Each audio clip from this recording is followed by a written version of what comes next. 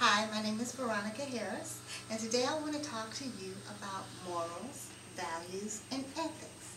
In today's society, we see people making many decisions, and sometimes it leads us to question, what was the moral basis, what is their value basis, and what ethics are they applying to make these decisions?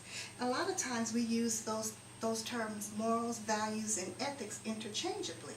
But today, for the purpose of this speech, I'm going to make a fine line between the three things and show you how it's possible that a person can have a specific stated set of values, but that the ethical application and the moral basis, moral result, doesn't line up to those values. So what I'm going to do today is define the terms of morals, values, and ethics.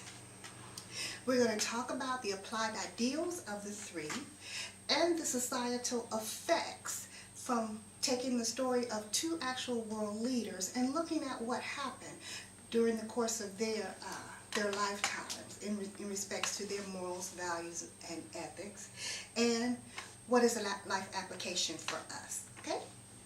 Okay. First off, we're going to start by defining values. Values defined are the internal ideas that motivate us or lead us to take a cause of action or respond. Okay? Many of us have stated values, and what we would like to discuss today actually is not just those values, but then what ethics do we apply as a basis, as a result of those. And ethics we're going to define as the externally applied internal values. You following me? Okay? And then morals are those societal effects of our value and ethical applications. Okay? Again, for the course of our discussion today, we're going to look at two world leaders and study their moral, value, and ethical basis. Our first leader, his stated values are justice, justice, and peace. And you will recognize him as Justice and peace. Dr. Martin Luther King. Okay?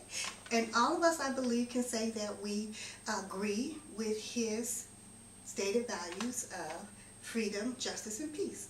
Correct? Correct.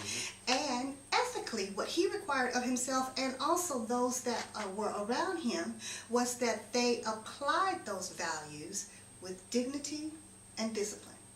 Agree? Mm-hmm. Let's take a look at another societal leader. His value base included honor, loyalty, and social purity. Now, can we say that we also agree with those basic values? Mm-hmm. Yes. Can anyone guess who this world leader is? Jesus.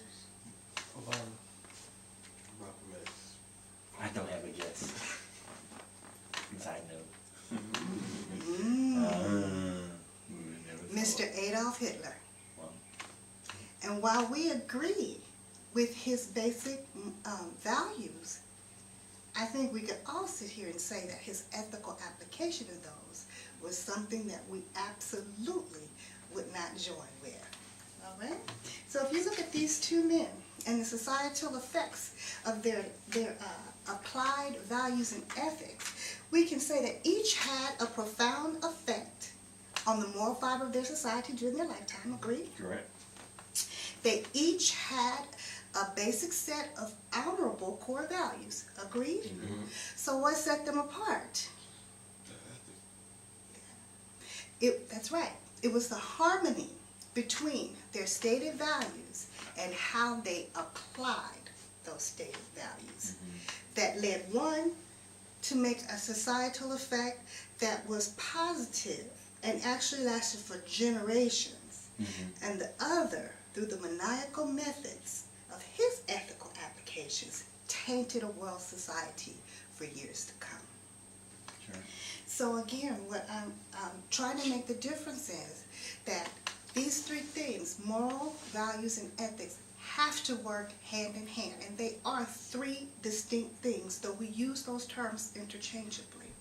For us, in our life application, what we have to do is make sure that our values line up with how we act and what our actions are. And also, we have to constantly analyze the fruit of our actions to make sure what we are, our results in this society, are an absolute reflection of what our stated values are.